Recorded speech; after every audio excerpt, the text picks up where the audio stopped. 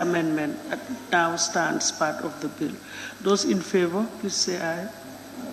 Those not in favor, please say no. So the ayes have it.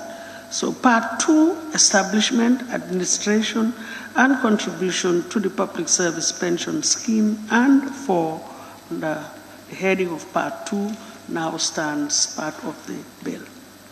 Thank you. Yes. I wish to move that we rescind clause 4 and move that clause 4.1 clause 4 will now read as follows.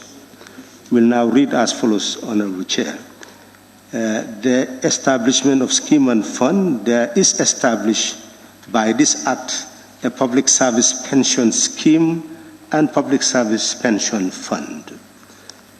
2, subclause 2, the scheme is established for the purpose of ensuring payment of pensions, gratuities, and other applicable benefits provided under this Act to public officers. Subclause 3, the fund is established for the remittance of contributions of public service employees towards their pensions and gratuity. Subclause 3, yes, so that's what it should be.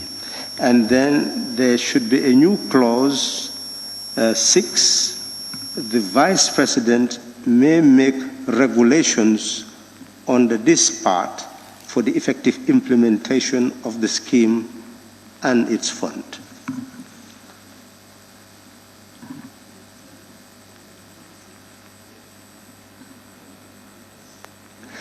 And there is a proposal for sequencing, Honorable Chair, that subclause 3 should now read 4 and subclause 4 should now read 5.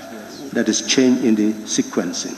Yes, thank you very much. Honorable members, it is proposed firstly that the decision earlier taken on clause 4 be rescinded. Those in favor, please say aye. Those not in favor, please say no. The ayes have it. So the earlier decision on the clause 4 of the House is hereby rescinded. Now, it is now proposed that the establishment, administration, clause 4, as read by the co-chair, now stand part of the bill. That is the amendment. Yes, anybody with... If you look at the title, Establishment, Administration, and Contribution to the Public Service Pension Scheme, is it pension scheme and fund or public service pension? Scheme and fund. That's part 2. Yeah, so there is no S on the pension. It's public service pension on the title. There's a clerical, the bill should be, on the bill it's pensions. Yeah, but on the amendment there is no S here. So it should be a clerical amendment to read S. Add the S. It will all be part of the amendments. Now, those in favor of the amendments as read, please say aye. Those not in favor, please say no. So the ayes have it. The section 4, establishment of the scheme and fund as read now stand part of the bill as amended. Thank you. Honorable, we have to yes. Yeah, I wish to propose further that we rescind our decision on clause 2 interpretation. But it is proposed that clause 2 of the interpretation, the decision taken on clause 2 by the House be rescinded. Those in favor, please say aye. Those not in favor, please say no. The ayes have it. So the earlier decision of the Assembly is hereby rescinded. So we can proceed. I wish to make proposal that move that the interpretation clause, clause 2, with the inclusion of fund, given this meaning, means a public service pensions fund established under clause 4 to stand as part of the bill.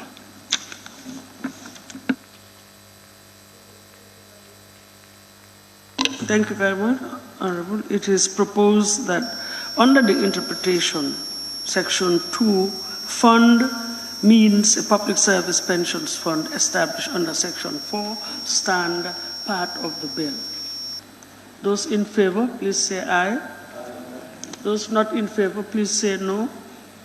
The ayes have it. So section 2 interpretation as amended now stands part of the bill. Thank you. Technically, we were at 6, are we? Yes, funding of benefits. Clause 6, funding of benefits. Your Excellency, your proposal. Thank you very much, Madam Chair and Honorable National Assembly members. I move that clause 6 stand as part of the bill. Thank you.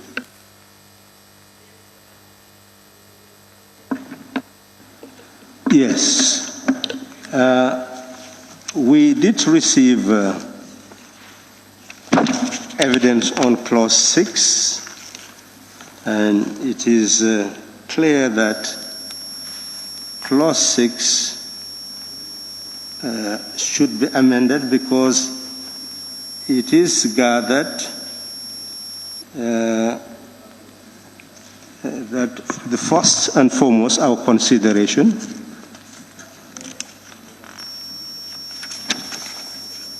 is that it was noted that consolidated fund, haven't we considered this already? Okay, let me go ahead anyway. Consolidated fund meant money received in trust or on behalf of the government. Honorable Chair, I think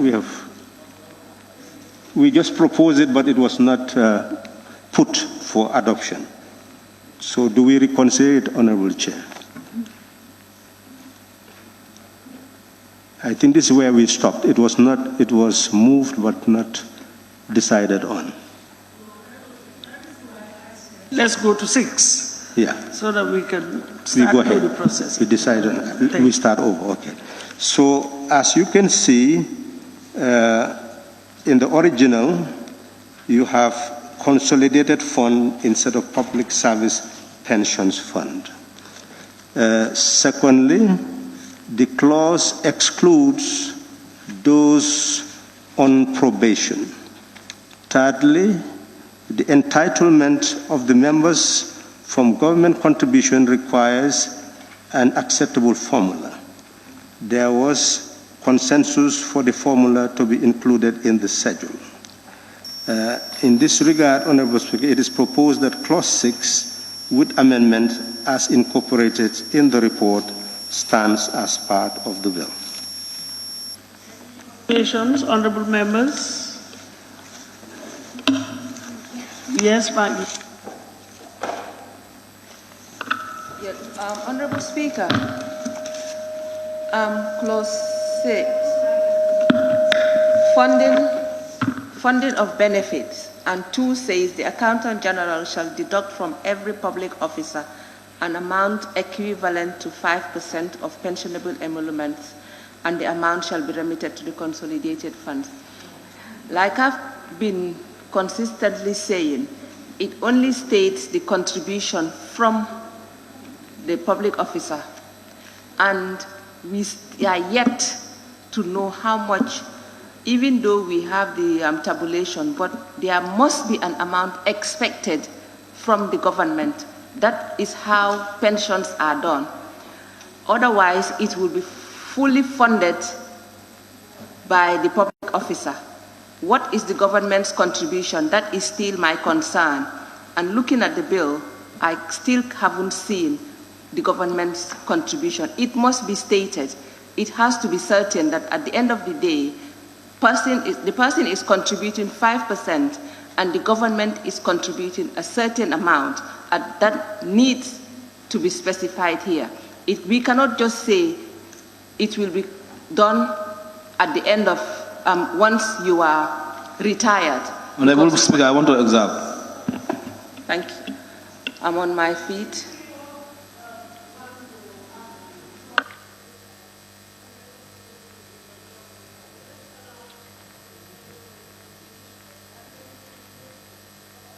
Exactly. You can. That is still my concern, Madam Speaker, because looking at pensions everywhere, it must be clearly stated. For example, 10% by the government, 5% by the employee. Employee-employer contribution, not just from one side. Otherwise, it is solely funded by the one side. That is my concern, and it has always been. Thank you. Hello? Yes, thanks. Yes, Papa Salum was first. Yes, thank you, Honorable Chair. I think we've had an extensive discussion on this particular issue, and I think the consensus was very clear. The government, when you do the calculation based on the formula that's provided, you realize that the employee that's contributing, the actual amount is way less than what he has contributed. So the difference using the formula is what the government is going to contribute. I think we've made extensive discussion about that. So government's contribution is going to be based on the difference between what you're supposed to get and what the employee actually has contributed. That difference is what the government is going to pay.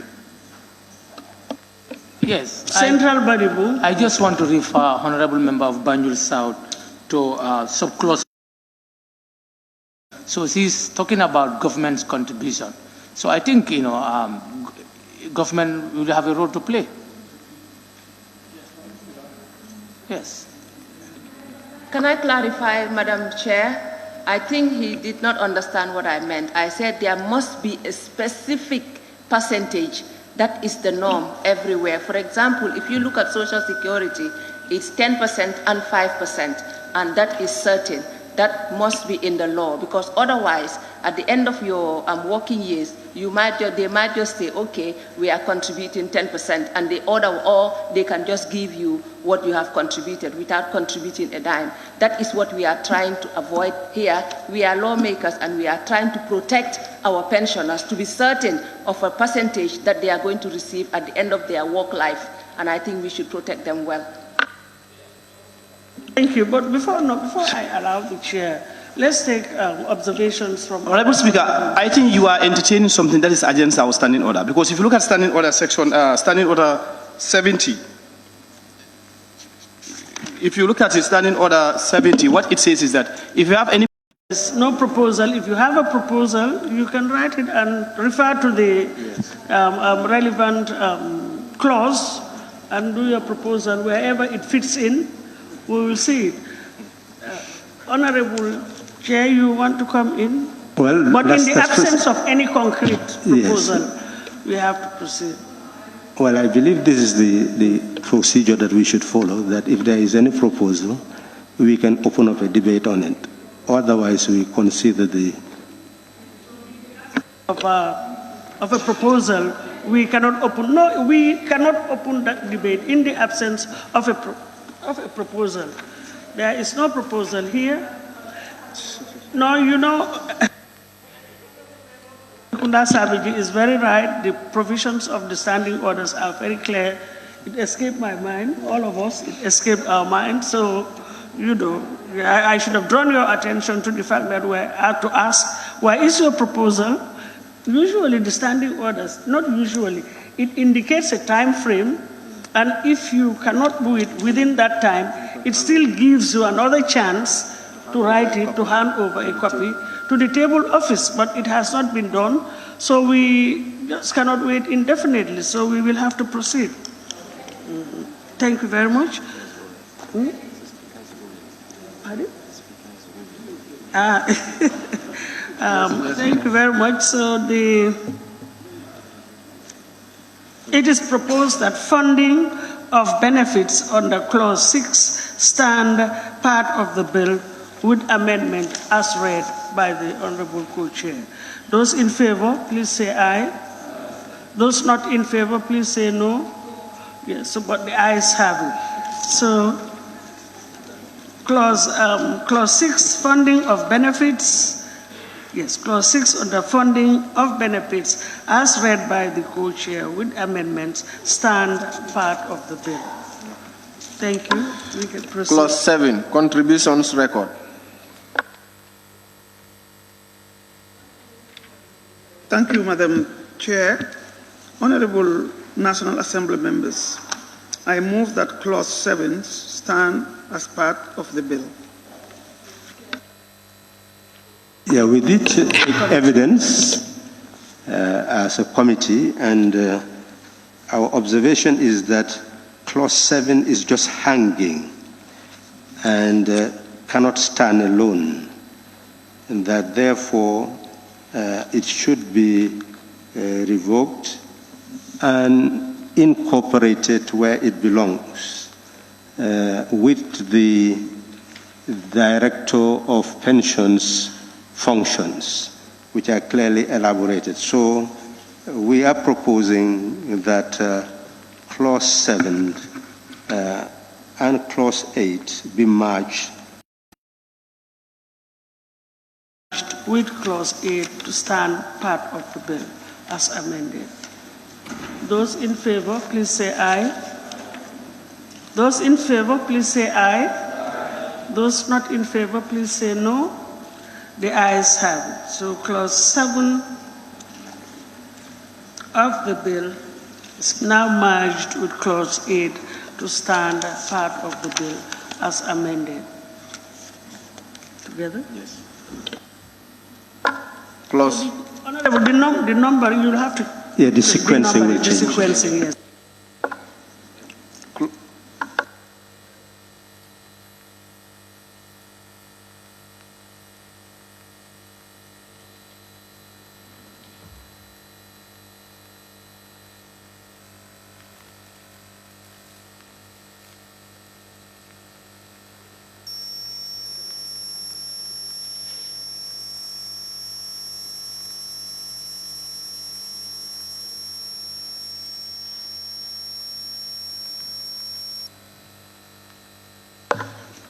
Clause 8, establishment and functions of the Directorate of Pensions.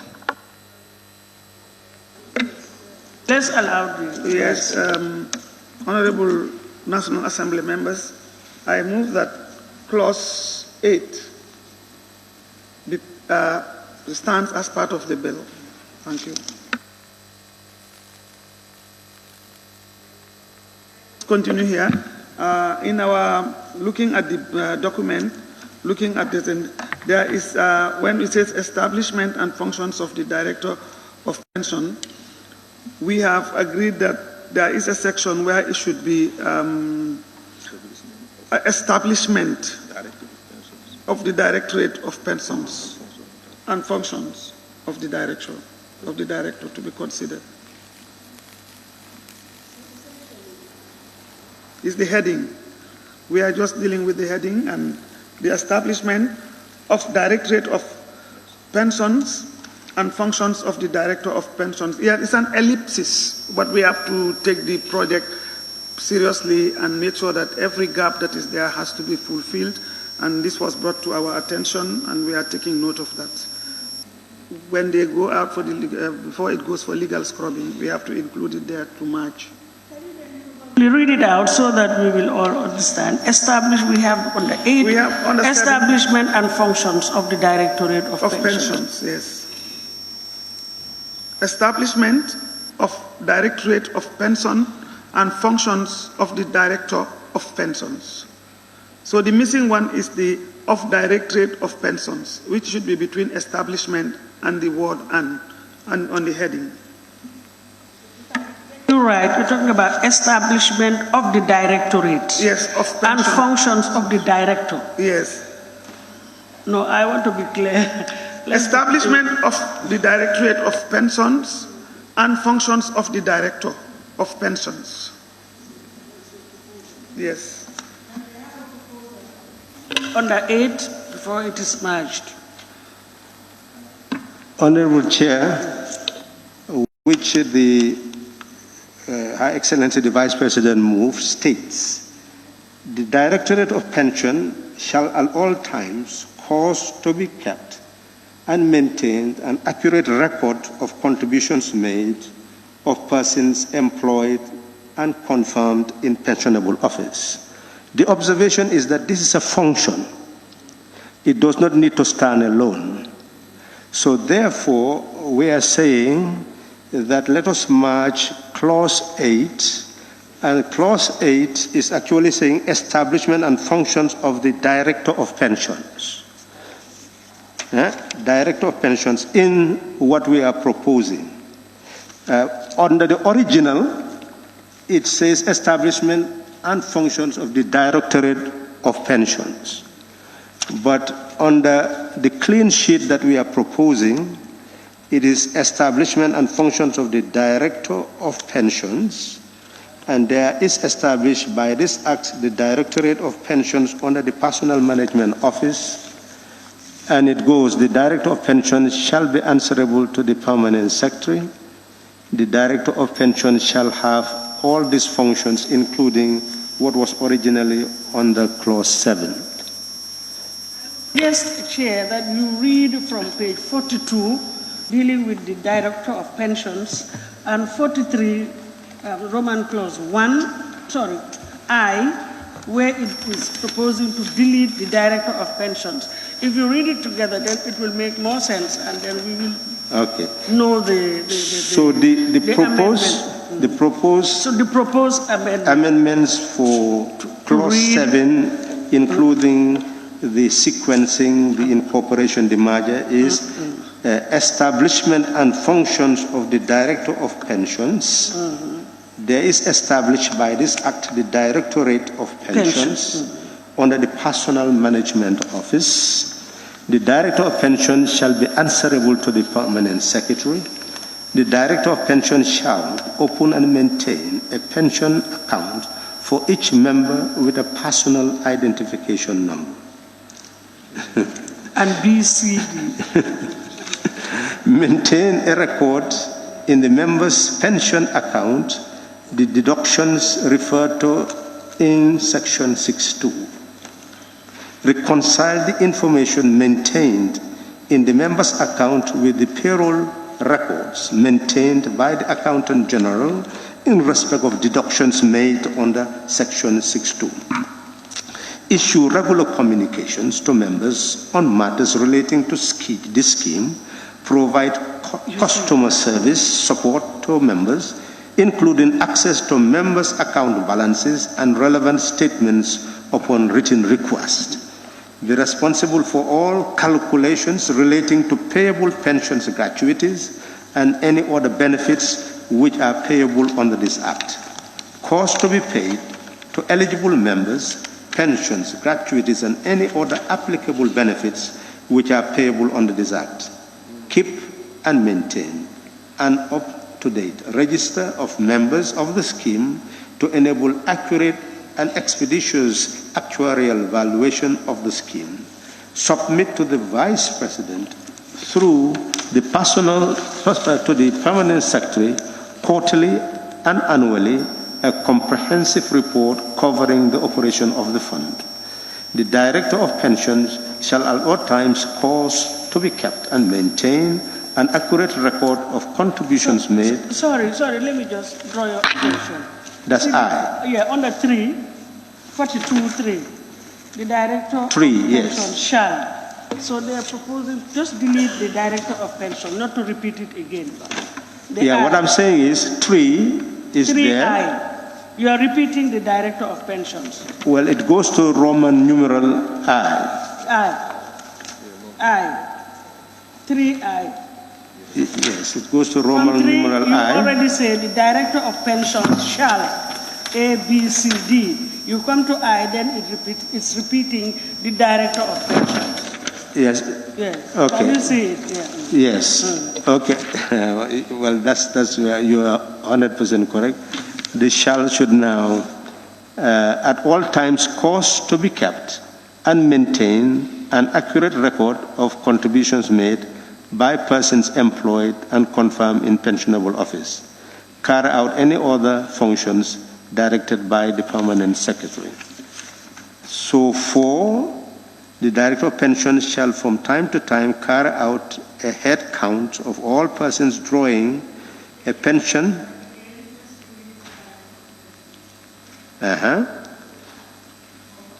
That's the fourth. That's the fourth paragraph. Yeah. So I think the other one is correct because it's under the same heading. This is a paragraph of its own. Shall from time to time carry out a head count of all persons drawing a pension under this act, and may require any such person to appear in person and be required to complete a prescribed form. A person who fails to appear in person and complete the prescribed form may have the payment of his or her pension suspended until such time he or she appears in person and completes the prescribed form.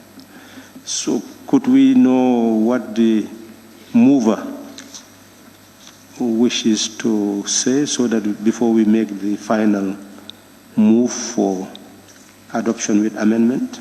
Yes.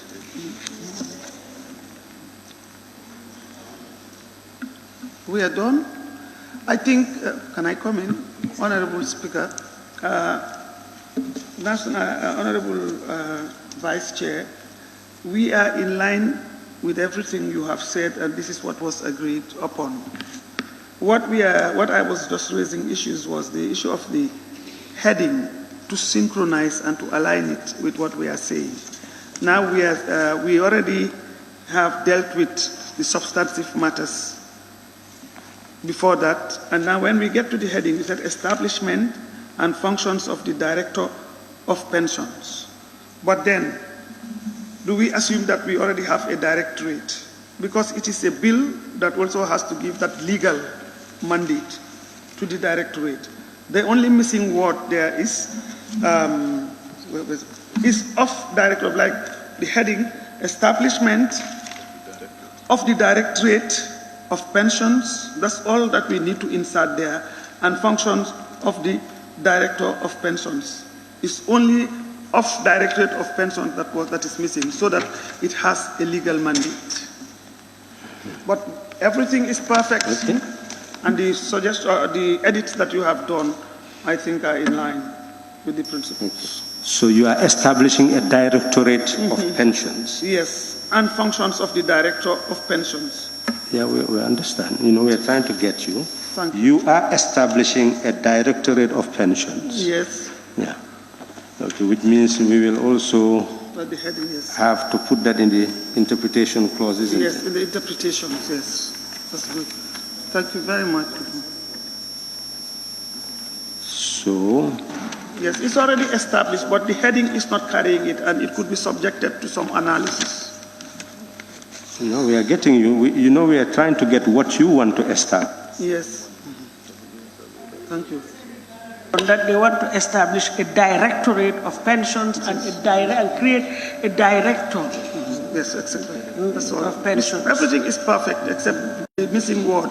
That's all we want to put there to be sure. Thank you. Very good. He's suggesting that advice. That should establish a director of pensions. He shall be headed by a director. So what will be the function of the Directorate? Because we know the function of the Director. Yes. But there is no function for the Directorate. The Directorate. Could Honorable Chair, could they draft something very quickly for us?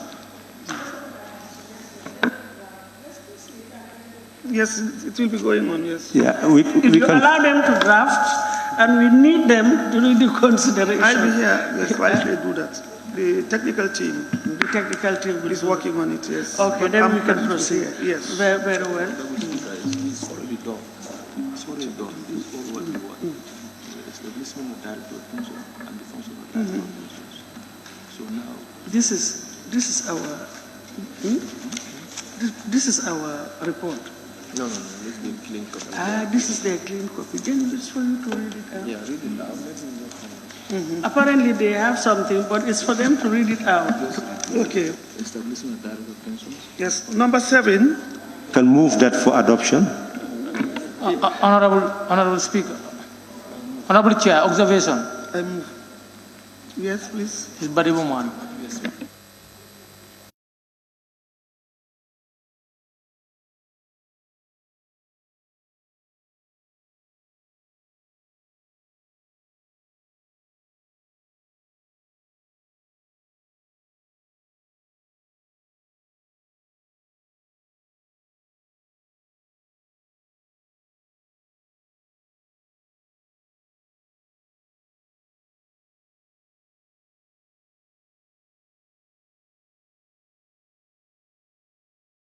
A name, but this is the unit that performs the responsibility.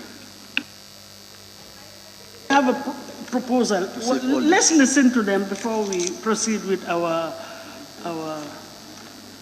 proposals or our observations.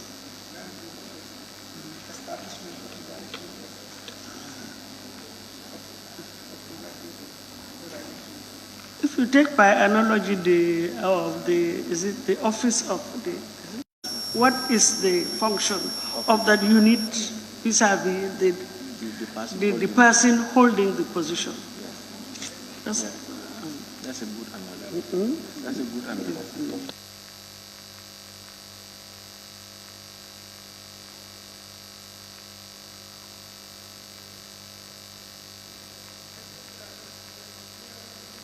Advice in terms of the semantics and how we put it across, because it's very important. You cannot get the person without getting the office established. So what we have done, what he is advising is us that we have what is establishment of, yes, the Directorate of Pension, the establishment of the Directorate of Pensions. That's the office. Now, under the subsection 7.1, there is established by an act the Directorate of Pensions under the Personnel Management Office, which shall be headed by a Director of Pensions, so that it becomes quite clear. Yes. We've been given the legal advice and also the legal scrubbing on that. Yes. Establishment of the Directorate of Pensions, that is what is being proposed. And under that subsection, there shall be established by this act the Directorate of Pensions under the Personnel Management Office, which shall be headed by a Director of Pensions. That's what they are suggesting. Or you want it repeated? Chair, is okay? Have it. You know, this was an issue. It seemed like they did not want a directorate. They wanted the Personnel Management Office to be in control of the director. So that was not. Yes, so now, which clause are we on? Clause 8. So,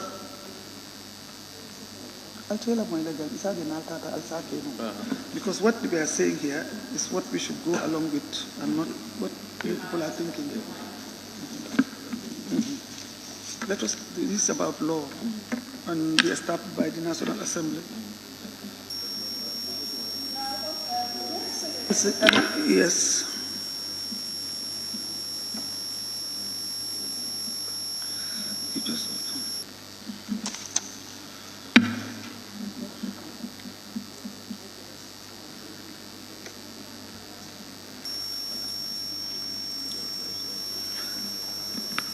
Maybe the purpose of putting in PMO as the institution that is supposed to guide this process is about, it has to deal with personnel management. It has to deal with the people. And under the civil service system, PMO is responsible for that. And obviously they cannot stand like that because it has been proposed, we have to move forward with it and see what are some of the processes that we will go. And then in the near future, other things could come up as we move forward, because this is a very novel, innovative approach, and the discussions went on. There were so many good ideas that came, and we want to capture all of them. But there must be somebody for an institution for the purpose of monitoring the accountability and the functions of that body to be able to report back and learn the lessons and move forward. That's the reason why it should be under the... Honourable members, sorry, Your Excellency, it appears as if proposals are just springing up, especially as far as legal drafting is concerned. We will agree and then something else will crop up which might be better or which is better. So I am proposing for us to come out with a very good section on this clause 7 going to 8. Why don't we suspend it as we had done earlier on in other instances? Suspend it. Let us go to clause 9 and then think about it. Come out with a clean sheet of clause. Together with the team can assist, and then otherwise we will do and agree, and then we will say this one is better, or in other jurisdictions this is how it is done. Best practices here and there. We have omitted A, we have omitted B. It should be included to avoid rescinding decisions that have already been taken. I would propose, honourable members, that we suspend for the time being clause 8 and proceed to clause 9 and take time. In fact, Mr. Kabaya, we can continue with Halifa and you can... We can do that under clause 72:10. Yes. We can postpone the clause. We've done it before, just that clause. Yeah. 72:10. Yes, so it is proposed that we suspend clause 8 and proceed with the other clauses to come back to it. Those in favor, please say aye. And that is under the relevant standing clause, clause 72. Those in favor, please say aye. I know it's not yet launched. Those in favor, please say aye. Those not in favor, please say no. The ayes have it. So clause 8 is hereby suspended for the time being. And then we will proceed to clause 9. To confirm what you are saying, I agree and concur with what you have said. And already they have prepared actually something for that, which I believe they can work with the legal luminaries in order to come up with something clean and precise. Thank you. Yes, I agree with you. And Madam Chair, for record purposes, can we also mention the relevant clause? Because we just postponed, we just moved it without... To 72:10. Yes, he mentioned it. Clause 7 and 8. Now the team is telling me that there was even no need for a vote to be taken on that. But our standing orders make provision for all these things.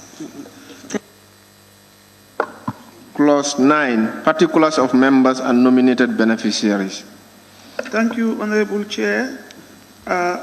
Honorable National Assembly members, I move that clause 9 stand to be part of the bill. Thank you.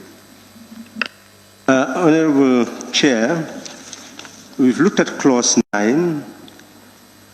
It was conceived to be cumbersome to include clause 9, subclause 3, indicating that the Directorate of Pensions may require a member to make a declaration that there are no persons dependent on him or her other than those who have already been nominated and registered as dependents. And then 5, which says where a dispute relating to a nomination of a beneficiary under this section arises, the Director of Pension may consider evidence presented and determine the rightful dependent. So it was seen as giving absolute power to the director to determine matters beyond really what could be justified. So what is proposed is an amendment so that we remove those two sub-clauses and then include only 3 clauses, and the new element there is where upon the death of a member who dies interstate, the benefits shall be paid to the curator of interstate estate for the administration of his or her estate. So I therefore wish to propose that clause 8, sequence 9, stands part of the bill as amended in the cleaned bill, clean proposal. Hello, before voting. Yes. Before you take vote, under 2, I have an observation. I think the committee make a recommendation to amend shall with may. My proposal is we maintain shall under 2. A member of the scheme shall inform the Directorate of the pension of any change in his or her particulars and those of the dependents as soon as they occur. So if you make it may optional, it might be abused. So I think this should be mandatory so that the Directorate can be able to do the job effectively. Honourable Member, with all due respect, thank you very much. Any amendment, no matter how trivial, is an amendment. Any proposal, no matter, it must be submitted. I submitted it. No. It must be submitted. Just a couple of minutes ago, we had to reject a proposal because it was not submitted. I mean, your observation is not very long. You can submit it. Everything is going to take you 2 minutes. 2 seconds. Hello? No, let me... Mine is submitted. Where is it? Just a second. You have to allow us to help you. Yes, just a second. If it is submitted, we have so many documents on the table. Yes. We will look at it. That's why we always want to help you. That's why we always want to help you. Yes. No. If you want to help me, you can take my chair. from Central Body Booth. And the more reason why this amendment should be submitted well ahead of time.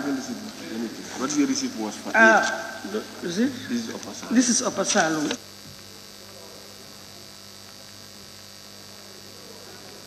I don't think so. We did not receive anything. That was for 8. That is 8 that is suspended. Khalifa, where is mine, please? It's handed over to you.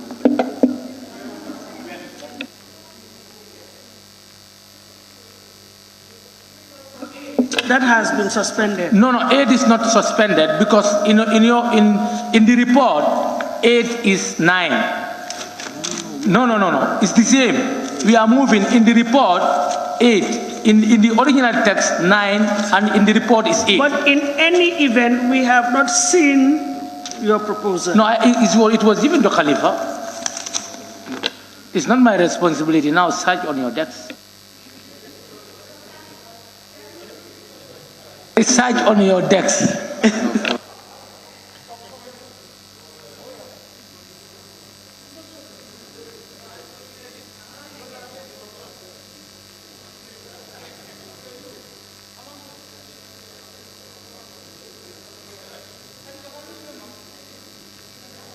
Honorable, I'm just being informed that you are doing your own sequencing. We are dealing with the original. So at the end of it, there will be a general, honorable member, co-chair, there will be a general amendment for the sequencing to be done. Incorporated, yeah. So that will be general. Otherwise, we will keep on changing 9 to 10, 10 to 11, every clause. No, Honorable, that's the decision of the chair, the Speaker's ruling. We'll proceed. Thank you. Yes, Honorable Chair, we move that clause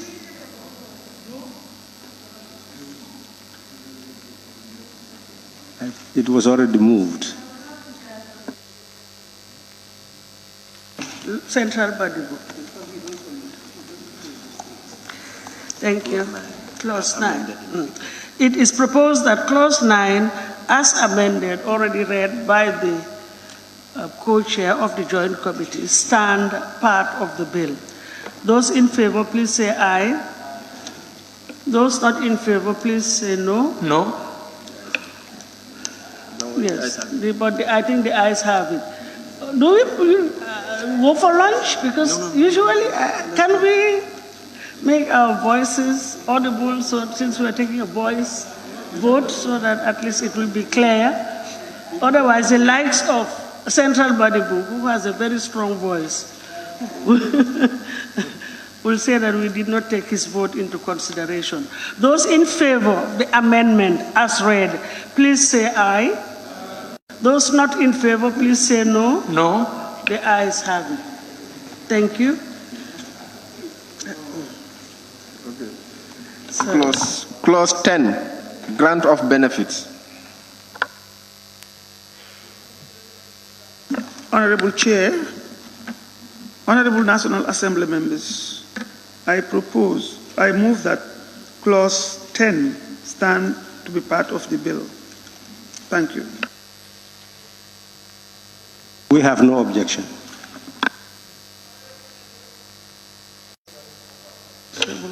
Thank you very much. It is proposed that clause 10, grants of benefit, stand part of the bill without amendments.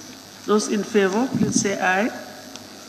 Those in favor, please say aye. Those not in favor, please say no. The ayes have it. So clause 10, grants of benefit, stand part of the bill without amendments. Thank you. Clause 11, compulsory retirement. Honorable National Assembly members, I move that clause 11 stands as part of the bill. We have no objection. Thank you very much. It is proposed that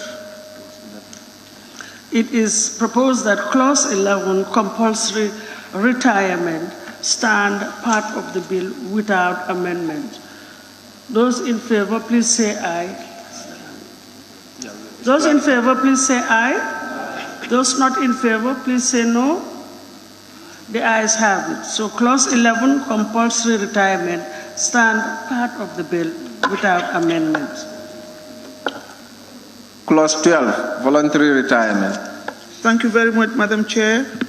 Honorable National Assembly members, I move that clause 12 stand part of the bill. Thank you. We have no objection. Thank you very much. It is proposed that clause 12, voluntary retirement, stand part of the bill without amendment. Those in favor, please say aye. Those in favor, please say aye. Aye. Those not in favor, please say no. The ayes have it. So clause 12, voluntary retirement, now stand part of the bill without amendment. Clause 13, circumstances under which benefits may be granted. Thank you, Madam Chair. Honorable National Assembly members, I move that clause 13 stand as part of the bill. Yes. Yeah. Chair? Yes, we do have clause 13. We've looked at clause 13, Honorable Chair, and clause 13(1)(b) talks about furnishing, let me read it, after attaining the age of 45 years, and the person has furnished a 6 months notice indicating his or her intention to retire from the public service. This was seen to be too long, and it is actually proposed that it should be reduced. So in terms of 13, we have propose that the term be 3 months, a 3 months notice rather than 6 months notice. So that is proposal. So it is proposed that clause 13 stand as amended, as proposed. Stand part of the bill as proposed in the clean sheet. Reduction. Yes. From 6 to 3. From 6 to 3. Yes. Yeah. Yes, VP? No. Okay. It is proposed, honorable members, it is proposed that clause 13, circumstances under which benefits may be granted, stand part of the bill as amended. Those in favor, please say aye. Aye. Those not in favor, please say no. So the ayes have it. Now, clause 13, circumstances under which benefits may be granted, now stand part of the bill as amended. Clause 14, termination of service in the public interest. Thank you very much, Madam Chair, Honorable Chair, Honorable National Assembly members. I move that clause 14 stands as part of the bill. Thank you. Honorable Chair, we did take evidence on clause 14. It reads, where the service of a public officer is terminated on the grounds that the termination is desirable in the public interest. We could not understand that. That could lead to any form of interpretation. So the members wish that not to be incorporated as indicated. So the issue of if the public, that's B, going from 14 to B, where it says that if the public officer had not completed 10 years, that is seen to be too long. Let me read the whole thing. If the public officer had not completed 10 years in pensionable service on the date of termination, the Director of Pension shall refund his or her contributions together with interest thereon as may be prescribed, and if the public officer had resigned from the public service before serving a period of 10 years. So it means that if the person did not complete 10 years, the person would have been deprived of entitlements. So as proposed now, where the service of the public officer is terminated on the grounds that the termination is in accordance with the public service regulation. So you can see we've moved from public interest to make it a legally based issue, Public Service Commission.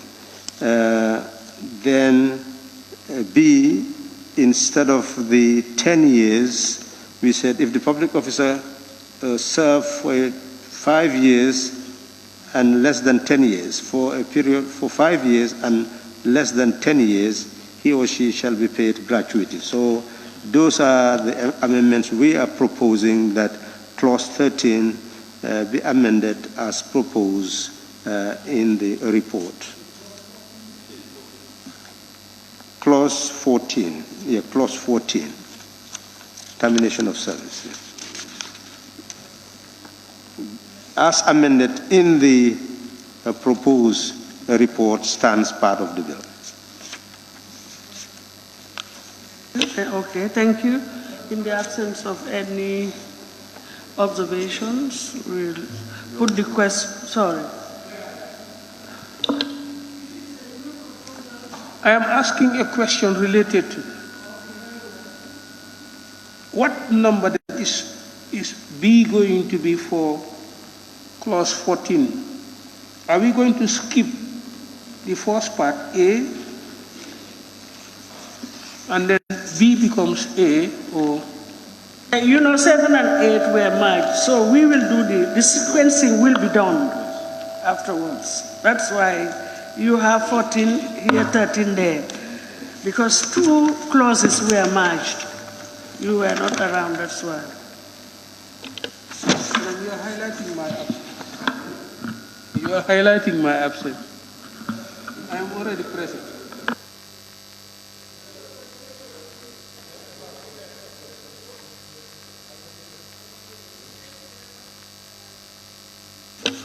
It is proposed that clause 14, termination of service in the public interest, stand part of the bill with amendment as read out. Those in favor, please say aye. Those not in favor, please say no. The ayes have it. So clause 14, termination of service in the public interest, now stand part of the bill with amendments.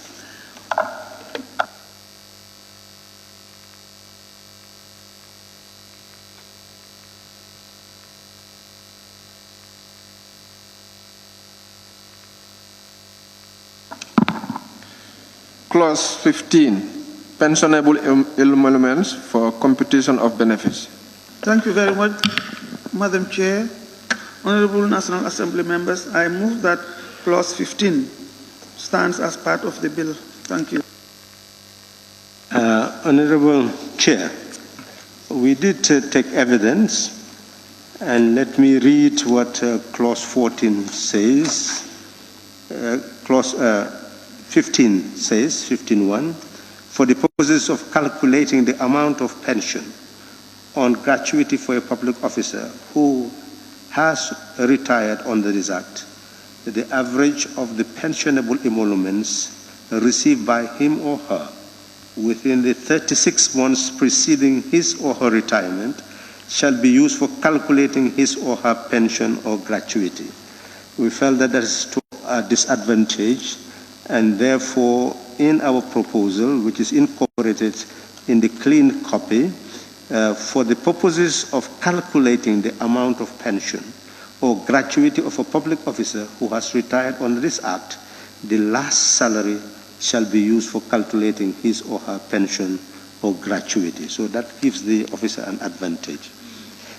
Secondly, 15 under the original bill states when a public officer is transferred or appointed to other public service in the circumstances permitted by law upon his or her retirement, the average salary received by him or her within 36 months preceding his or her transfer from the pensionable office shall be taken into account when calculating his or her pension or gratuity.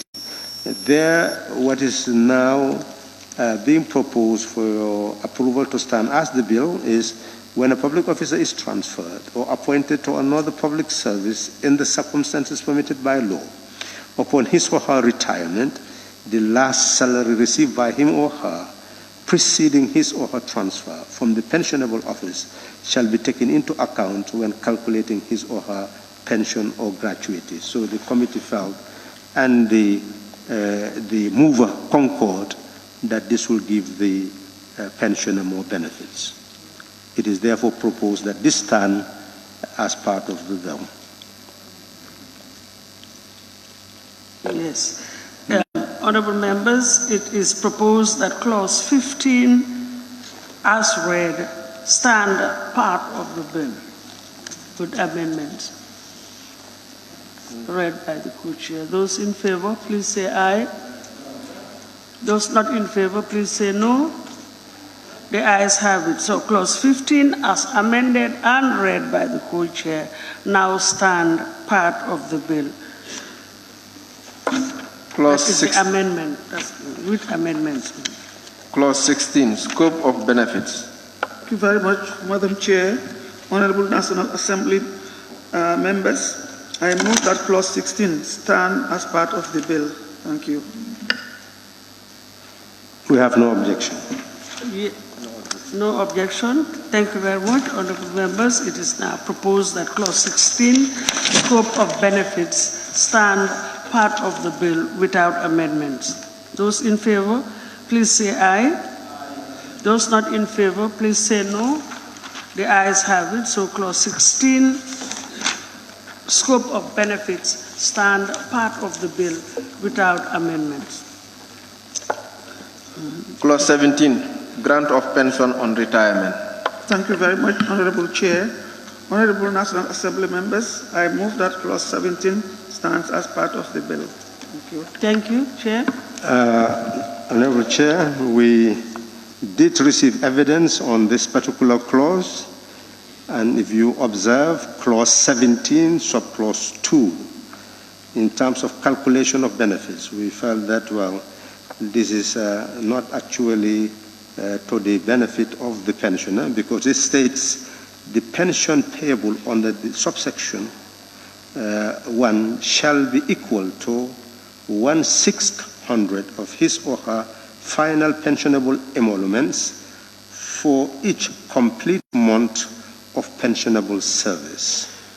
It was felt that it was argued very strongly that it should be 1/400 to give the pensioner more income, but eventually we had to move into the middle and accepted that it will be 1/500, and it therefore would read as proposed to stand as the bill, as part of the bill, clause 16(2), the pension payable under subsection 1 shall be equal to 1/500 of his or her final pensionable emoluments for each complete month of pensionable service.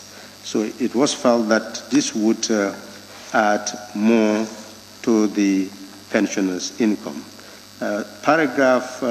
Subparagraph 3, it says that subject to the provisions of this Act, a reduced pension shall be payable to a public officer who has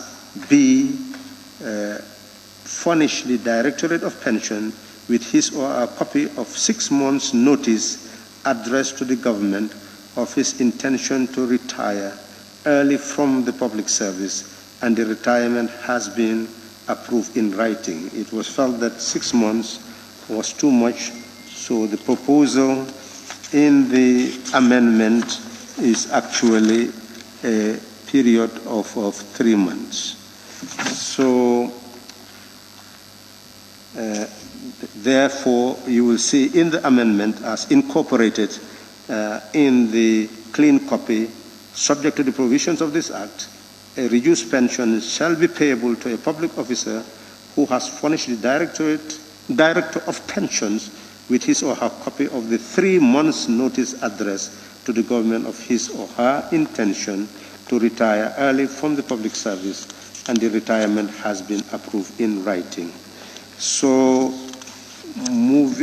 so these are some of the amendments we are proposing. So it is proposed that clause 17 start as part of the bill as amended in the clean copy. Any observation, Your Excellency? Yes, thank you very much. It is proposed that clause 17 as amended and read stand part of the bill. Those in favor, please say aye. Those not in favor, please say no. The ayes have it. So clause 17 as amended and read now stand part of the bill. Thank you. Clause 18, dependents' pension. Thank you very much, Honorable Chair. Honorable National Assembly members, I move that clause 18 stand as part of the bill. Thank you, Chair. It was seen that in the original, 18 dependent is D-E-N-T, but it was seen that the real word is dependent, D-A-N-T. So that proposal for correction is being proposed, and for clause 18 to stand as part of the bill as amended in the incorporated version.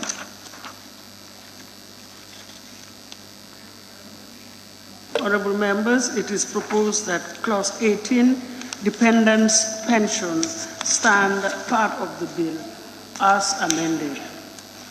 Those in favor, please say aye. Those not in favor, please say no. Thank you. So the ayes have it. Now clause 18 as amended now stand part of the bill. So we move forward. Clause 19, debt gratuity. Thank you very much, Honorable Chair.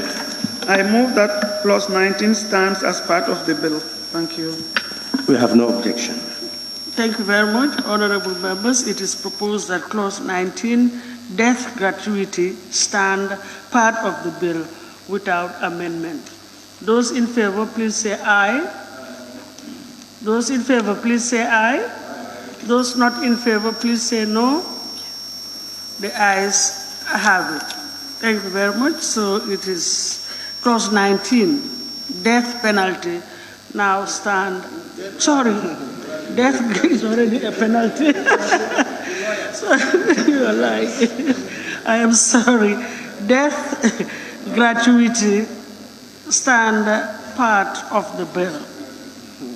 Now stand part of the bill without amendment. The lawyers are always talking about the death penalty. Thank you. Clause 20, retirement on grounds of incapacity. Thank you, Honorable Chair. Honorable National Assembly members, I move that clause 20 stands part of the bill. Thank you. We have no objection. Very much. Honorable members, can we be more participatory in the proceedings, please, and have one meeting? It is proposed that clause 20, retirement on grounds of incapacity, stand part of the bill. Without amendment, yes. Those in favor, please say aye. Those not in favor, please say no. The ayes have it. So clause 20, retirement on grounds of incapacity, now stand part of the bill without amendment. Yes. 21. Clause 21, marriage gratuity. Thank you, Honorable Chair. Honorable National Assembly members, I move that clause 20 stands as part of the bill. 2021, excuse me. Clause 2021 stands as part of the bill. It's clause 21, marriage gratuity. It's clause 21. Stands as part of the bill. Thank you. Thank you. Yes. We have no objection. No objection. Yes, Chair. Yes. 21. 21. Yeah, I have a question to the mover of the motion, if you allow me. Yes, please. Okay. If you look at the clause itself, it's just I just need some. It's saying a marriage gratuity shall be payable to a female public officer who has completed 5 years and above in pensionable service. I'm just asking. It's kind of like one-sided. How about the other side? Chair.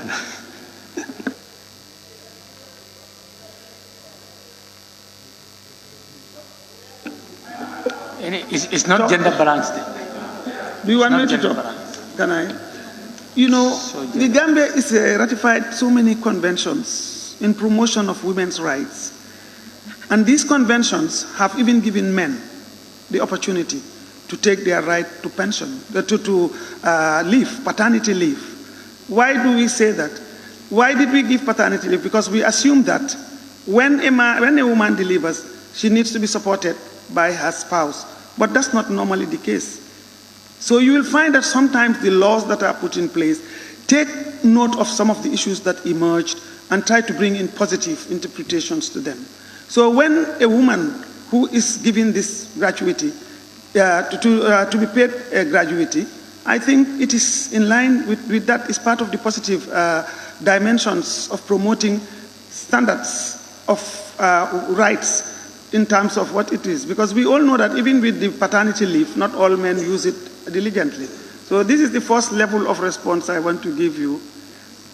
Because I was just thinking... Chair, our committee did not discuss the principles and the merits. We discussed the details. I was just looking at the other side to avoid being sued for discrimination. You know what I mean? But it's okay. Yes, it is. Yes, it is proposed that clause 21 marriage gratuity stand part of the bill without amendment. Sorry. Those in favor, please say aye. Those not in favor, please say no. The ayes have it. So clause 21, marriage gratuity, now stand part of the bill without amendment. Clause 22, pension upon transfer of service. Thank you, Madam Chair.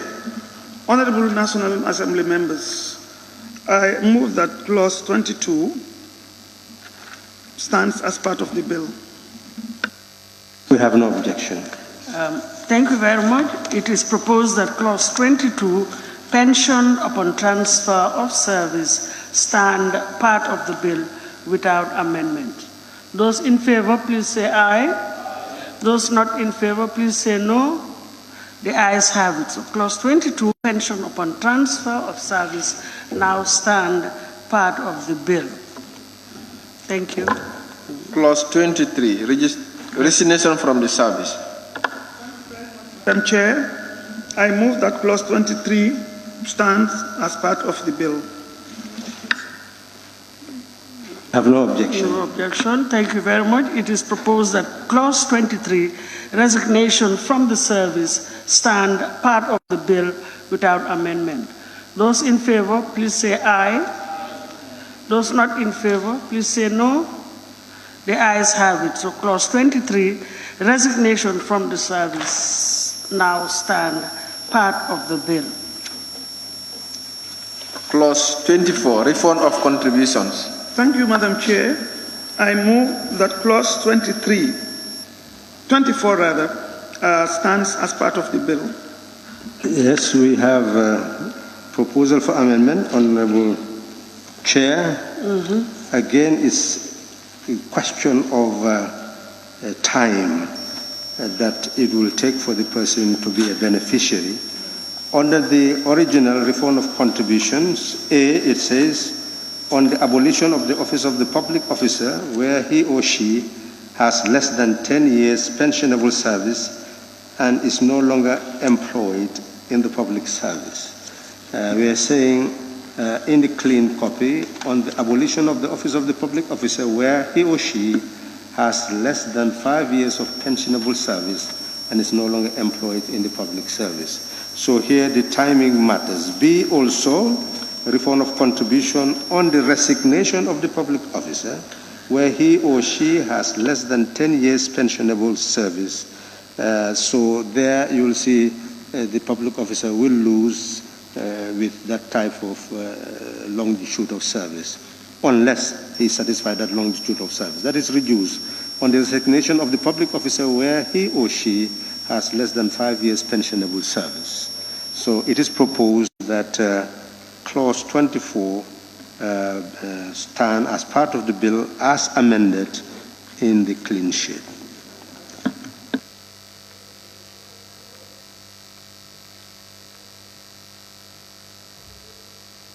Any proposals? So we proceed. It is proposed that clause 24, yes, refund of contributions as read and amended stand part of the bill. Those in favor, please say aye. Those not in favor, please say no. The ayes have it. So clause 24 as amended and read now stand part of the bill. Please, before we proceed, honorable members, I don't want to call names, but please, can we have one meeting and be participatory in the meetings? Otherwise, it's our meeting, it's our National Assembly. So let's make sure that, our meetings are taken seriously. Thank you. Yes. Clause 25, pensions and gratuities as a right. Thank you, Honorable Chair. Honorable National Assembly members, I move that clause 25 stands as part of the bill. Here too, Honorable Speaker, we do have a proposal for amendment in order to safeguard the 25, subclause 2, the right conferred upon subsection 1 shall not apply in respect of persons or that's not. The A in 3A is what matters. Except in circumstances where the public officer has been dismissed from the public service and the public officer has completed 10 years of pensionable service, pensions or gratuities accruing to the public officer under this Act shall vest in the officer and shall become payable in such manner as and at such times as prescribed under this Act. So it is saying here has completed 5 years of pensionable service instead of 10 years. As you can see, B also said has completed more than 5 years of pensionable service, but not more than 10 years. The gratuity is payable under sections 19.1, 20A, and 21.1 shall vest in that officer and shall become payable in such manner and at such times as prescribed under this Act. So here it is saying has completed more than 5 years of pensionable service, but not more than 10 years. Gratuity is payable under sections 18.1, 19.2, 21 shall vest in the officer and shall become payable in such manner as at such times as prescribed under this Act. It is therefore proposed that Clause 26 stands as part of the bill as amended, as proposed in the clean sheet. Clause 25, yes, Clause 25. It is proposed that Clause 25 stand as part of the bill as with amendment as proposed in the clean sheet. Thank you very much. Honorable members, it is proposed that Clause 25, pensions and gratuities as a right, stand part of the bill with amendments as read by the co-chair. Those in favor, please say aye. Those in favor, please say aye. Those not in favor, please say no. The ayes have it. So Clause 25, pensions and gratuities as a right, now stand part of the bill as amended and read. Thank you. Clause 26, pension increase. Thank you, Honorable Chair. I move that Clause 26 stands as part of the bill. Honorable National Assembly members. Thank you. Chair, we do have an amendment due to the fact that two elements. There shall be paid with effect from 4th January 2020 and on 4th January every 4 years thereafter on every specified pension together with any other increase granted thereon previously, a pension increase at the rate equivalent to the prevailing consumer price index as determined by the Gambia Bureau of Statistics, but in any event not less than 3% of the pension in payment at the date of the increase. So we've seen an element there of 4th January 2020 is a date that could no longer be adhered to and should not have in fact been put in that way because of the variation. Furthermore, it says in this section, date of the increase means 4th January 2020 and the 4th January every 4 years after, as the case may be. That is Clause 26 subclause 3. Now we have seen that all this in terms of timing no longer applies. That is why Clause 25, it is proposed for amendment, which reads, notwithstanding the provisions of any other law, there shall be paid pensions increase 4 years after the commencement of this Act and every 4 years thereafter at a rate to be determined by an actuary.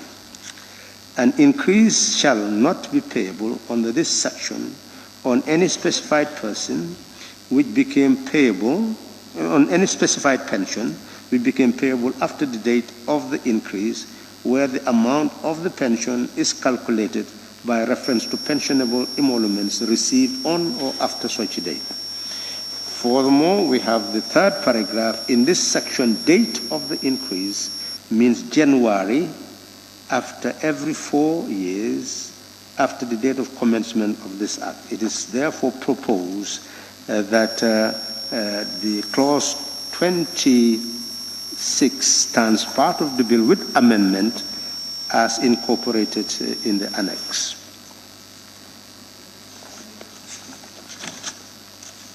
Very much, honourable members, it is proposed that clause 26, pension increase, stand part of the bill as amended and read. Those in favour, please say aye. Those not in favour, please say no. The ayes have it. So clause 26, pension increase, now stand part of the bill as amended and read. Thank you. Clause 27, vesting of benefits. Very much, Honourable Chair. I move that clause 27 stands as part of the bill. Thank you. To the Honourable National Assembly. Clause 1 says all contributions deducted from a member's pensionable emolument and remitted to the consolidated fund under this act shall vest immediately in the member and may be refunded to the member only in circumstances provided for in this act.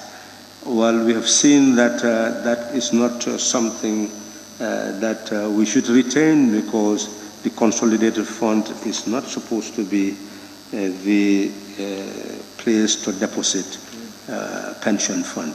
So it will therefore be more prudent to include this amendment that all contributions deducted from a member's pensionable emolument and remitted to the public service pensions fund. So instead of consolidated fund, is public service pension fund. Now, there are other provisions that dealt with the issue of death gratuity. If you look at clause 27, paragraph 3, a public officer on his or her nominated beneficiaries, as the case may be, shall not be eligible to grant of a death gratuity or gratuity payable upon retirement on the grounds of incapacity and marriage gratuity as prescribed in this act, unless the public office has completed a vesting period of 5 years in pensionable service, and on and on. So, Honourable Chair, what is deemed to be appropriate is that a public officer or his or her nominated beneficiaries, or such as may be determined by the curator, as the case may be, shall not be eligible for grants of a death gratuity or gratuity payable upon retirement on the grounds of incapacity. So here we are replacing the functions and imposing the right thing to be done, that is to ensure that the curator gets involved in this type of payment. So in that regard, all contributions deducted from a member's pensionable emoluments and remitted to the public service instead of the fund, because fund is already defined under the interpretation. We had earlier on defined it by way of amendment. So probably if we just say fund, we just the fund, it will automatically. Okay. Yeah. That makes more sense. All right, we add that in. To the fund shall vest immediately. So in that regard, it is proposed that clause it is annex. Honourable members, it is proposed that clause 27, vesting of benefits, stand part of the bill as amended and read. Those in favour, please say aye. Those not in favour, please say no. The ayes have it. So clause 27, vesting of benefits, now stand part of the bill as read and amended. Thank you. Clause 28, minimum and maximum pension. Thank you very much, Honorable Chair. I move that, Honorable National Assembly members, I move that clause 27, 28 stand to be part of the bill. Thank you. We have no objection. No objection. Thank you very much. It is proposed that clause 28, minimum and maximum benefit, stand part of the bill without amendments. Those in favor, please say aye. Those not in favor, please say no. The ayes have it. So clause 28, minimum and maximum pension, now stand part of the bill without amendments. Thank you. Clause 29, paying benefits. Thank you very much. Honorable Chair, Honorable National Assembly members, I move that clause 29 stands as part of the bill. No objection. Thank you. It is proposed that clause 29, paying benefits, stand part of the bill. Those in favor? Without amendment. Those in favor, please say aye. Those not in favor, please say no. The ayes have it, and clause 29, paying benefits, now stand part of the bill without amendments. Thank you. Clause 30, missing member. Honorable Chair, Honorable National Assembly members, I move that clause 30 stands as part of the bill. Honorable Chair, we have no objection. No. Thank you very much. Honorable members, it is proposed that clause 30, missing member, stand part of the bill without amendment. Those in favor, please say aye. Those not in favor, please say no. The ayes have it. So clause 30, missing member, now stand part of the bill without amendment. Thank you. Clause 31, non-assignability of benefits. Thank you very much, Honorable Chair. Honorable National Assembly members, I move that clause 31 stands as part of the bill. Honorable Chair, we have no objection. Thank you. Honorable members, it is proposed that clause 31, non-assignability of benefits, stand part of the bill without amendment. Those in favor, please say aye. Those not in favor, please say no.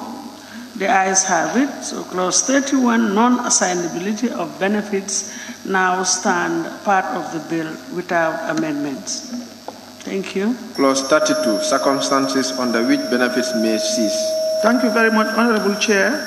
Honorable National Assembly members, I move that clause 32 stands as part of the bill. Honorable Chair, we do have an objection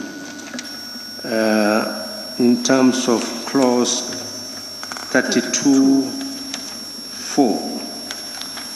It says that if a public officer to whom a pension or gratuity has been granted under this Act is sentenced to a term of imprisonment, adjudged bankrupt, or declared insolvent by any competent court, the Director of Pension may direct that the amount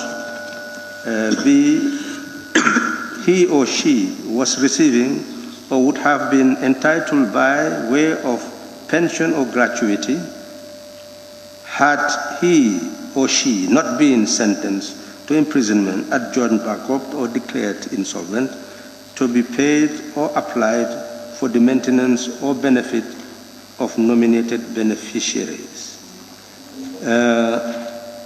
Honorable, no, I don't think that was the 32. Yes, this is about the actuary that we really look into. May direct. Okay, no, it's 3, Honorable. It's 3. Is 32(3). Upon commencement of the suspended pension, the Directorate of Pensions, upon the advice of an actuary, may adjust the suspended pension of the public officer to fairly reflect the missing payments during the period of suspension. It is felt that, well, here may, after an actuary gives advice, would be to give the Director of Pension absolute authority to decide without any rational base for doing so. So once the advice is from an actuary, we are proposing that it should be shall rather than may. So clause 32.3 is therefore proposed to be amended as incorporated in the annex. Thank you, honorable members. It is proposed that clause 32, as read and amended, stand part of the bill. Those in favor, please say aye. Those not in favor, please say no. The ayes have it. So 32, circumstances under which benefits may cease, now stand part of the bill as read and amended. Thank you. Clause 33, benefits a charge to the consolidated fund. Honorable Chair, Honorable National Assembly members, I move that clause 33 stand as part of the bill. Honorable Chair, again, the observation is that the benefits cannot in any way be charged on or paid from the consolidated fund. So there we are proposing amendment to move from the consolidated fund and introduce the appropriate fund, the Public Service Pensions Fund. It is therefore proposed that clause 33 stands as part of the bill as amended under the incorporated annex. Honorable members, it is proposed that clause 33 benefits a charge. Benefits a charge, yes. Okay, benefits a charge to the consolidated fund. Stand part of the bill as amended and read by the full. The proposed amendments have been read. So those in favor, please say aye. Those not in favor, please say no. The ayes have it. So clause 33, benefits a charge to the consolidated fund, stand part of the bill as amended and read. Thank you. Clause 34, financial year. Thank you very much, Madam Chair. I move that clause 34. Your microphone, please. Thank you, Madam Chair. I move, Honorable Ministers of the National Assembly, I move that clause 34 stands as part of the bill. We have no objection as long as the mover does not see any need in terms of reconciling this definition with the one in the Public Finance Act. Thank you very much, honorable members. It is proposed that clause 34, financial year, stand part of the bill without amendment. Those in favor, please say aye. Those not in favor, please say no. The ayes have it. So clause 34, financial year, stand part of the bill. Now stand part of the bill without amendments. Thank you. Clause 35, auditing of accounts. Thank you, Madam Chair. Honorable National Assembly members, I move that clause 35 stands as part of the bill. Chair. Honorable Chair, it is seen that clause 35 does not accord with the Public Enterprise Act. It does not accord with the rules that govern such enterprises. So it is proposed that this free submission of audited accounts as it is being proposed. The financial year, it says, all accounts kept under this Act shall be audited by the Auditor General at least once in every financial year. Well, that's not the term that is used. So we are proposing that that is changed, that all accounts kept under this Act shall be audited by the Auditor General at least 3 months after each financial year. So that is in line with the Public Enterprise Act. We therefore propose an amendment of clause 35. To give it a timeline. Yes, and give it a timeline of 3 months, as incorporated in the annex. Thank you very much. It is proposed that clause 35, auditing of accounts stand as part of the bill as amended and read. Those were the question. Those in favor, please say aye. Those not in favor, please say no. The ayes have it. So clause 35, auditing of account, now stand part of the bill as amended and read. Clause 36, verification of benefits. Thank you, Madam Chair. Honorable National Assembly members, I move that clause 36 stands as part of the bill. We have no objection. Thank you very much. It is proposed that clause 36, verification of benefits, now stand part of the bill without amendment. Those in favor, please say aye. Those not in favor, please say no. Thank you. Clause 36, verification of benefits. The ayes have it, sorry, the ayes have it. Clause 36, verification of benefits, now stand part of the bill without amendment. Clause 37, actuarial valuations. Thank you very much, Honorable Chair. Honorable National Assembly members, I move that clause 37 stands as part of the bill. Honorable Chair, we did have observations. Under clause 37, subclause 1, it is stated that the minister shall from January 1st, 2020, well, of course, as we can already see, that has been overtaken by events, and at intervals of not less than 5 years, or at any time as the government may direct, cause an actuarial valuation of the scheme to be carried out by an actuary. So we are actually proposing, the minister does not apply there because the act is really to be administered by the vice president. So in this instance, we are proposing an amendment of the clause that the vice president shall, from the commencement of this act, and at intervals of not less than 5 years or any time as the government may direct, cause an actuarial valuation of the scheme to be carried out by the actuary. It is therefore proposed that that clause 37 stand part of the bill as proposed by the amendment incorporated in the annex.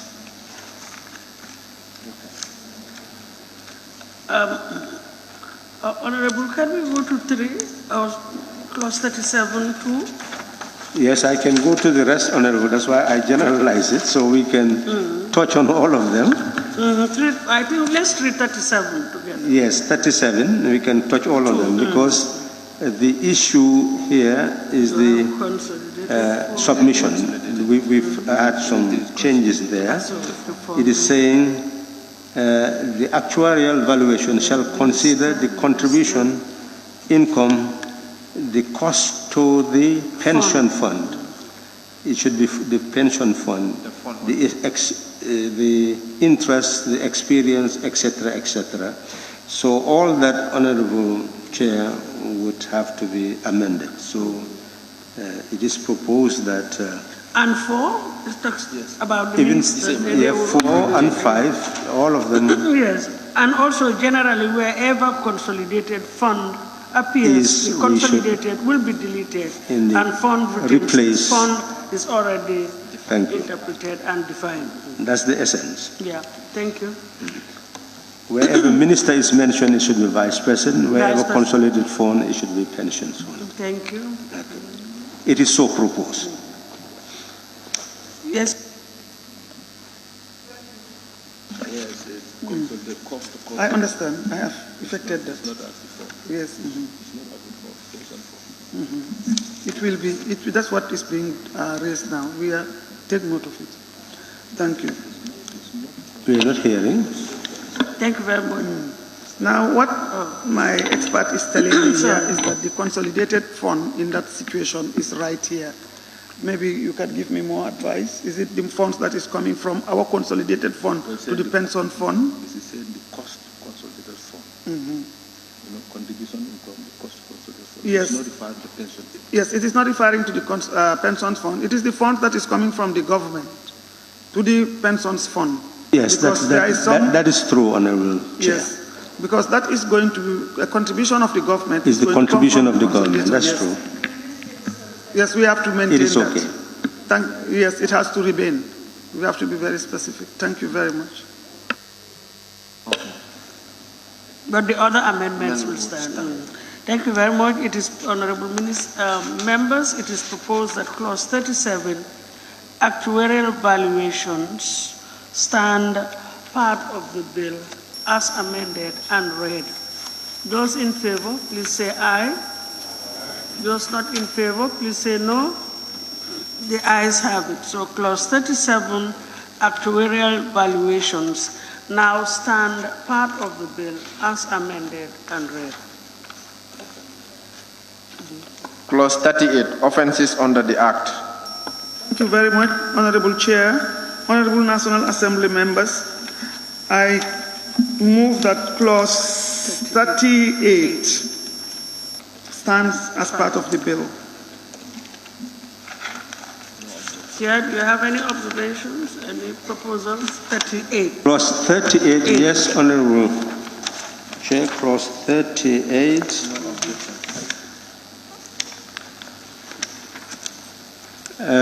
Could the mover look at the last part, clause 38(4)? The amount, sorry.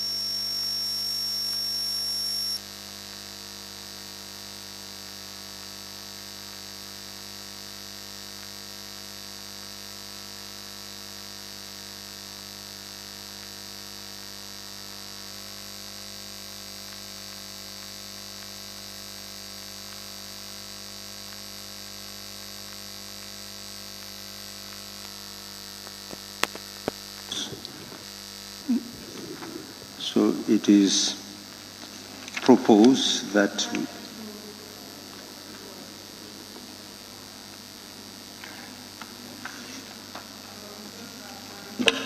Clause 40.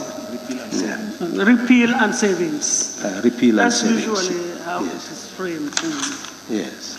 Thank you very much. So, honorable members, it is proposed that clause 40 stand part of the bill as amended. Those in favor, please say aye. Those not in favor, please say no. The ayes have it, so clause 40 now stand part of the bill as amended. That takes care of. Let me just read it. So now we go to clause 8. No, so let the table office read it, so they have their That's own. clause 41, 41 savings. So it will be merged. Propose the merger. Your Excellency. Propose the merger. Thank you very much, Honorable Chair. I move that clause, Honorable National Assembly members, I move that clause 41 stands as part of the bill.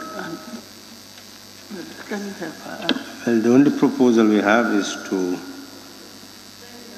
incorporate savings in the clause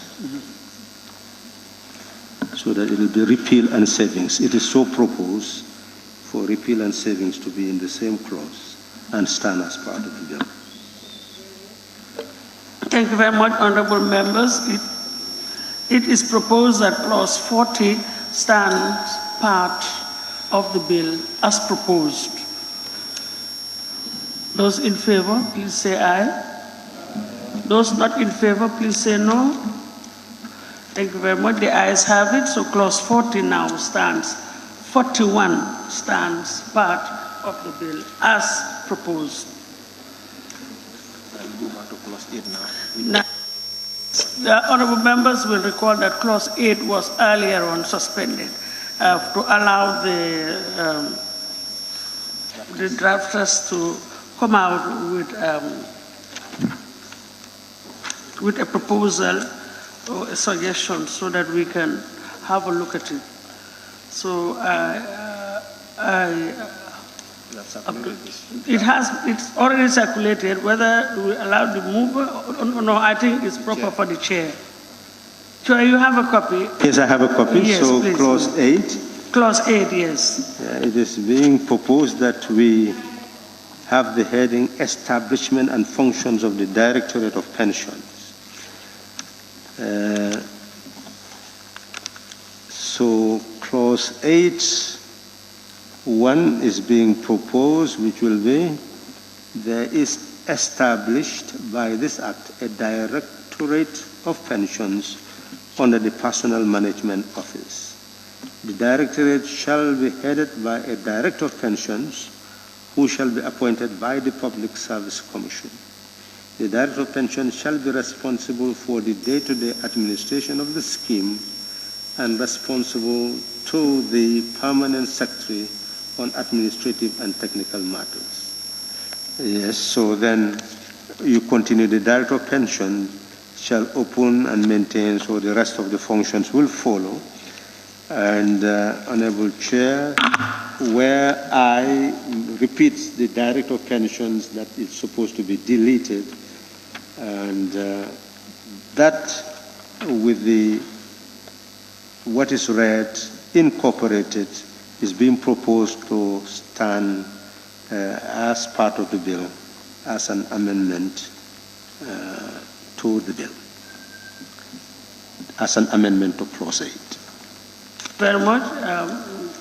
It is proposed that clause 8, that is establishment and functions of the Directorate of Pensions, stand part of the bill as amended and read. Those in favor, please say aye.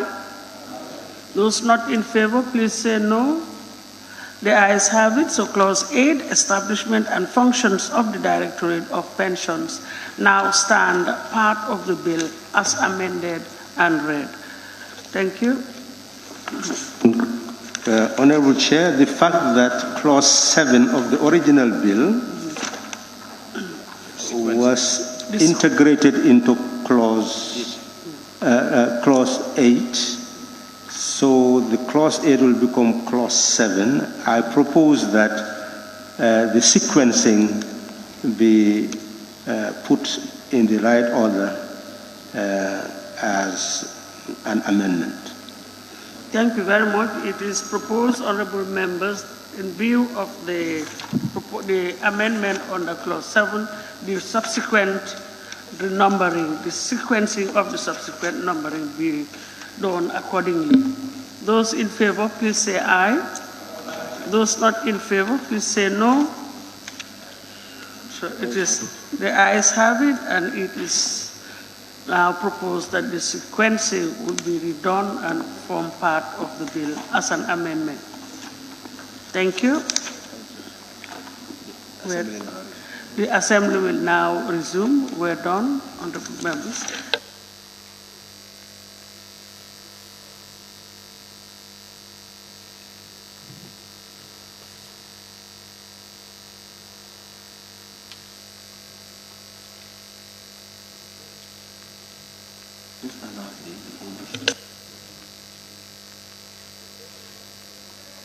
Assembly will now resume.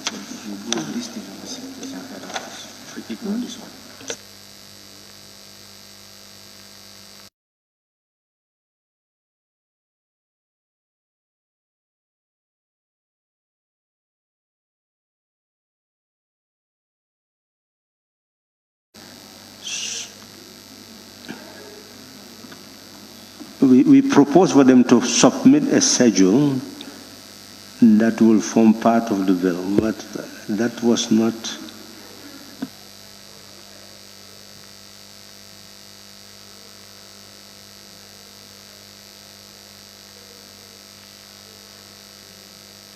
What? Small writings on it. Can someone just recall? Yes. What they gave us essentially is the calculation, how to calculate it. Yeah, but not the real schedule that needs to be attached to the bill. Because, you know, the calculation was based on the 1,600, and that actually has changed now. So maybe perhaps they need to prepare another one that will show the actual, you know, denomination, be it 500. 500, yeah.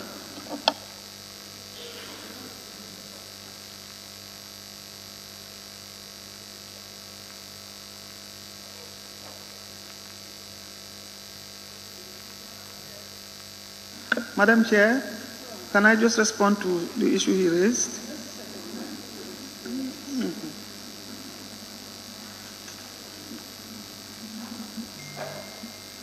So we have to give them the 500. Yeah, I asked my team to yes, for denominator change of 500 instead of 50. Actually, from 600 to 500.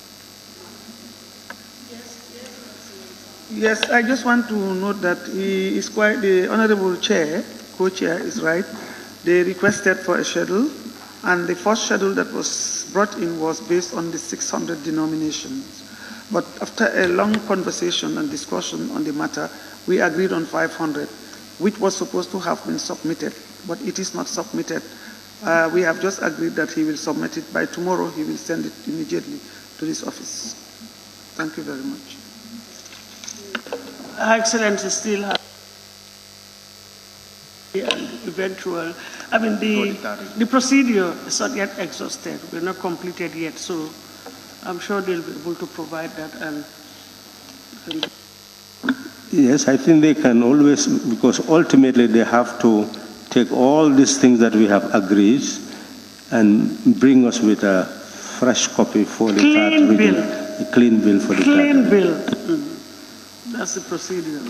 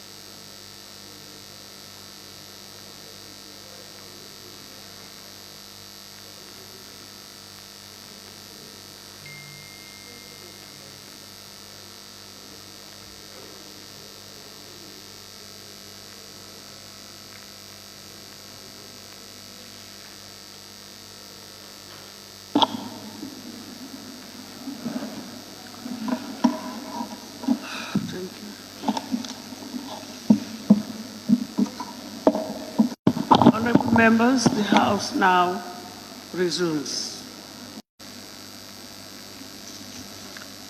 Your Excellency, thank you very much.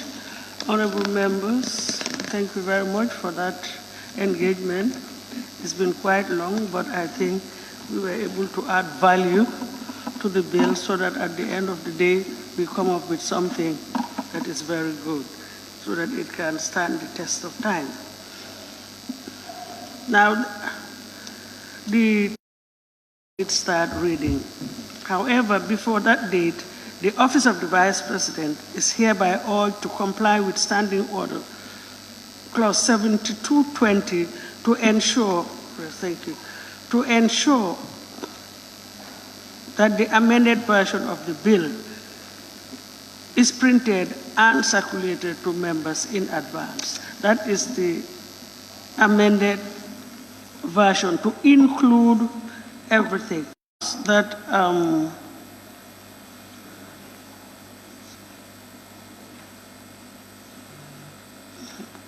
just a second.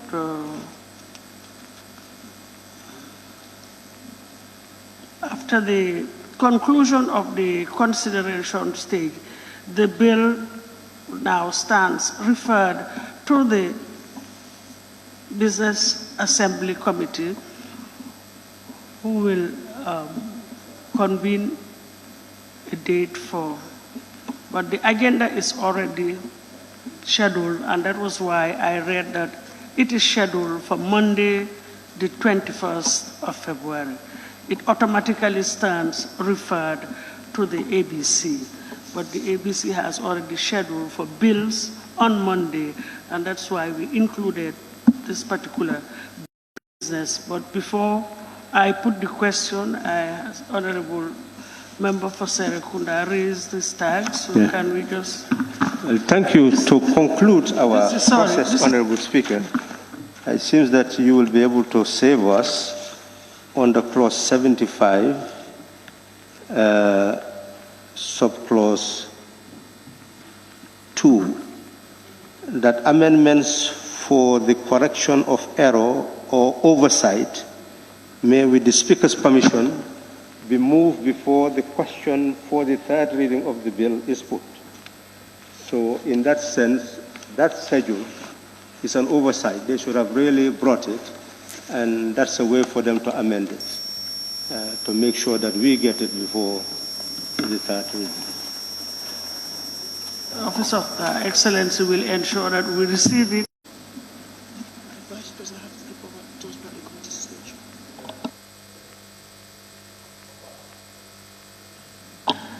Thank you very much, honorable members, Your Excellency.